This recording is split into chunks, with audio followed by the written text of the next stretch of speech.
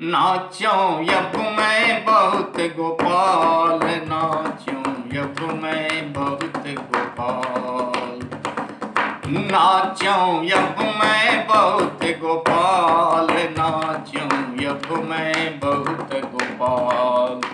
लसत या मंद मंद हंसत मुखार बिंद, ओढ़े पट पीत उर में बैजंती माल है। लसतय मंद मंद हसत मुखार बिंद, लसतय मंद मंद हसत मुखार बिंद, उड़े पट पीत उर में बैजंती माल है। लोचनैया मोल लोल सोबत कपोल गोल, लोचनैया मोल लोल सोबत कपोल गोल, लोचनैया मोल लोल सोबत कपोल गोल। मौरी मकरंद सिर सर पे सुहात है। राधा नहीं श्याम बिन श्याम नहीं राधा बिन, राधा नहीं श्याम बिन राधा नहीं श्याम नहीं राधा बिन, राधा नहीं श्याम बिन श्याम नहीं राधा बिन। एक दूसरे के बिना जियरा बेहाल है, एक दूसरे के बिना जियरा बेहाल है। नाच्यों अब मैं बहुत गोपाल, नाच्यों अब मैं बहुत गोपाल, नाच्यों अब मैं बहुत गोपाल, नाच्यों अब मैं बहुत गोपाल।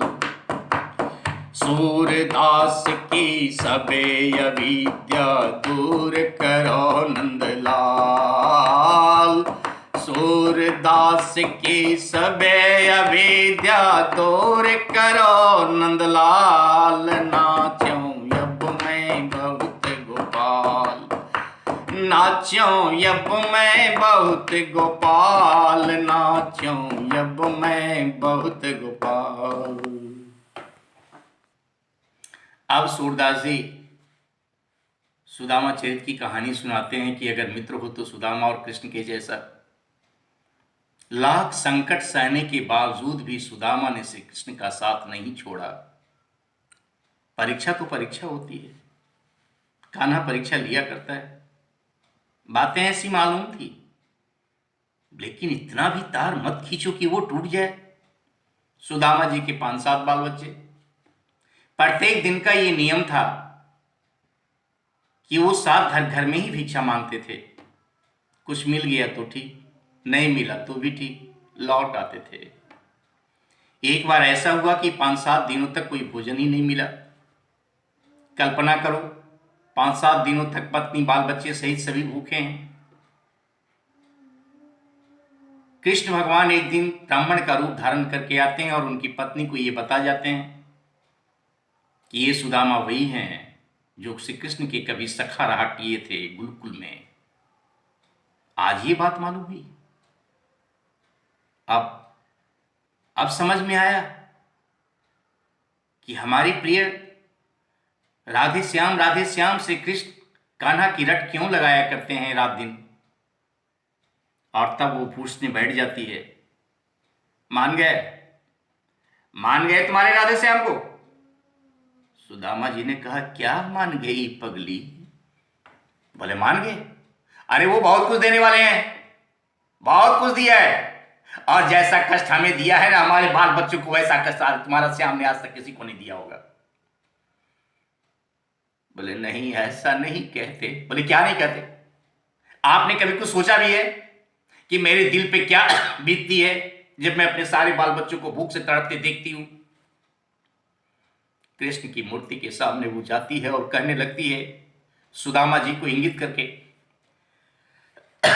ऐसो कष्ट ना दियो किसी को केशव, हम मानत हैं घनश्याम, बिना अन्न के सूख गयो हैं मेरी हड्डी और चाम।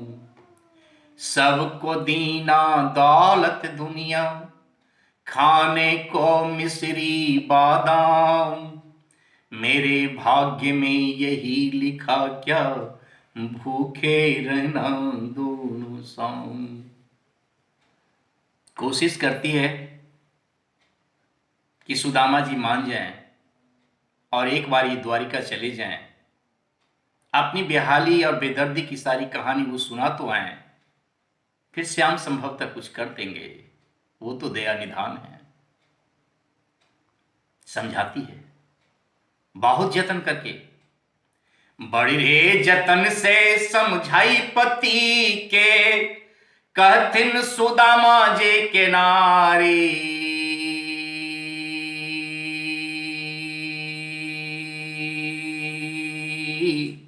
पिया जाहू द्वारिका, जाहू एक बारी, पिया जाहू द्वारिका, जाहू एक बारी, पिया जाहू द्वारिका। समझाने लगते हैं तो उनके पति बोलते हैं, सुदामा जी देखो, तुम जो बातें कह रही हो किसी हद तक वो ठीक हो सकती है, लेकिन फिर भी तुम्हारी ऐसी बातें मुझे अच्छी नहीं लगती।